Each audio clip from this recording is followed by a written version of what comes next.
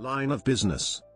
Line of business, LOB, is a general term which refers to a product or a set of related products that serve a particular customer transaction or business need.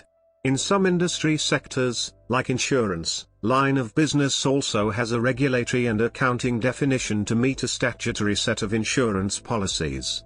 It may or may not be a strategically relevant business unit. Line of business often refers to an internal corporate business unit, whereas the term industry refers to an external view that includes all competitors competing in a similar market. A line of business will often examine its position within an industry using a Porter 5 forces analysis, or other industry analysis method, and other relevant industry information. Computer applications. In the context of computing, a line of business application is one of the set of critical computer applications perceived as vital to running an enterprise. For example, mobile lob.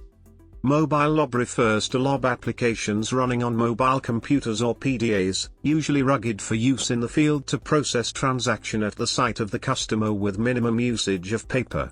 Mobile route accounting exemplifies a typical mobile application.